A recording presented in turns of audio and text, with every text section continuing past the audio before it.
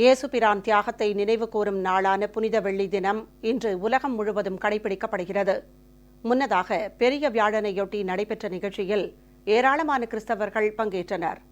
புனித வெள்ளி தினம் இன்று அனுசரிக்கப்படுவதையொட்டி நாடு முழுவதும் தேவாலயங்களில் சிறப்பு பிரார்த்தனைகள் மற்றும் சிலுவை பாதை நிகழ்ச்சி நடைபெறுகிறது.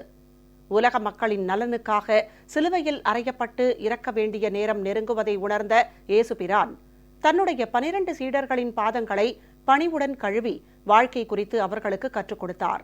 இந்நிகழ்வினை நினைவூட்டும் வகையில் இந்நாள் பெரிய வியாழன் தினமாக கடைபிடிக்கப்படுகிறது.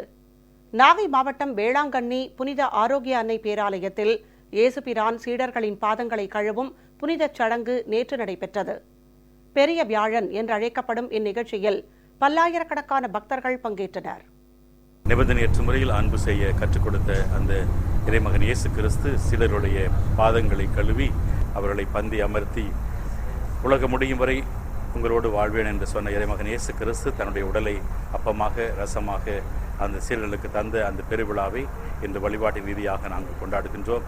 மக்கள் அனைவருக்கும், அன்னையின் மீது அன்பு கொண்டிருக்கிற அனைவருக்கும் இந்த இறைமகன் இயேசு கிறிஸ்து தன்னையே கையளித்த அந்த நற்கருணை பெருவிழாவின் நல்வாழ்த்துக்களை அன்போடு தெரிவித்துக் கொள்கின்றேன். திருச்சி தூய மரியன்னை பேராலயத்தில் பெண்கள் உள்ளிட்ட 12 பேரின் பாதங்களை கழுவி சிறப்பு திருப்பலி நடைபெற்றது. உலக மீட்பர் பசிலிகா, புனித செபாஸ்டியர் ஆலயம் மற்றும் மணப்பாறை, துறையூர், முசிறி உள்ளிட்ட பகுதி தேவாலயங்களிலும் பெரிய வியாழன் அனுசரிக்கப்பட்டது. அரியலூர் தூயமேரி மாதா ஆலயம், ஏலாக்குறிச்சி அடைக்கல அன்னை ஆலயங்களில் நேற்று பெரிய வியாழன் சிறப்பு பிரார்த்தனை நடைபெற்றது. நெல்லை மாவட்டம் பாளையங்கோட்டை தூய சவேரியார் ஆலயத்தில் பெரிய வியாழன் தினத்தையொட்டி முதியோர்களின் பாதங்களை கழுவும் நிகழ்ச்சி நடைபெற்றது. நாகர்கோவில் கோட்டார் புனித சவேரியார் தேவாலயத்தில் நடைபெற்ற பாதம் கழுவும் நிகழ்ச்சியில் ஏராளமான கிறிஸ்தவர்கள் பங்கேற்றனர். பெரிய வியாழன் அன்று கிறிஸ்து எல்லாரையும் அன்பு செய்வதற்காக தந்த புதிய கட்டளையை நினைவுபடுத்தி அதோடு திவ்ய நற்கருணை எனும் அருட்சாதனத்தை உருவாக்கி அதை செயல்படுத்துவதற்காக குருத்துவத்தை ஏற்படுத்திய பெருவிழாவை இன்று கொண்டாடுகின்றது. இந்த மகிழ்ச்சி தொடர்ந்து நினைப்பூட்டுகின்ற அடிப்படையான கருத்து எல்லாரும் ஒற்றுமையாக வாழ வேண்டும் என்றும் அவரது உடலை பகிர்ந்து கொண்டு உண்பவர்கள் அனைவரும் அவரது பண்பு பெற்றவர்களாக செயல்பட வேண்டும் என்றும் அழைக்கப்படுகின்ற சிறப்பு நற்செய்தி இந்த பெருவிழாவின் போது வழங்கப்படுகின்றது.